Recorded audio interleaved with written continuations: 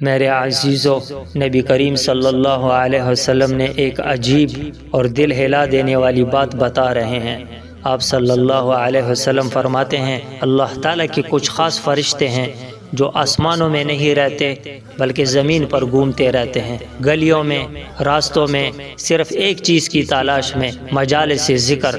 جہاں کہیں انہیں کوئی ایسا مجمع مل جائے جہاں اللہ کا نام لیا جا رہا ہو، درود پڑھا جا رہا ہو، تسبیح، تکبیر، حمد ہو رہی ہو، فرشتے ایک دوسرے کو آواز دیتے ہیں، آؤ یہ تمہاری ضرورت کی جگہ ہے۔ پھر وہ فرشتے ان لوگوں کو اپنے پروں سے گھیر لیتے ہیں، یہاں تک کہ ان کے اور آسمان کے درمیان کی فضا بھر جاتی ہے۔ پھر جب وہ مجلس ختم ہوتی ہے، فرشتے اللہ کے پاس حاضر ہوتے ہیں۔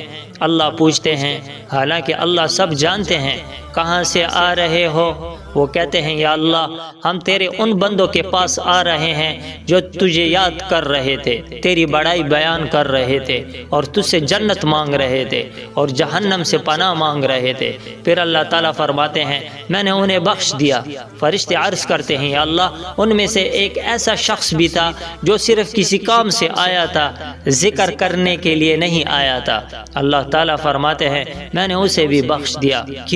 کیونکہ یہ ایسے لوگ ہیں کہ ان کے پاس بیٹھنے والا بھی بدبخت نہیں رہتا۔ تو میرے بھائیو، ذرا سوچو، ذکر کی مجلس میں آ جانا خود ایک بہت بڑی سعادت ہے۔ نیت نہ بھی ہو تو رحمت نیت بنا لیتی ہے۔ اللہ ہمیں ذکر والوں میں بٹھا دے اور بخشش والوں میں شامل فرما دے۔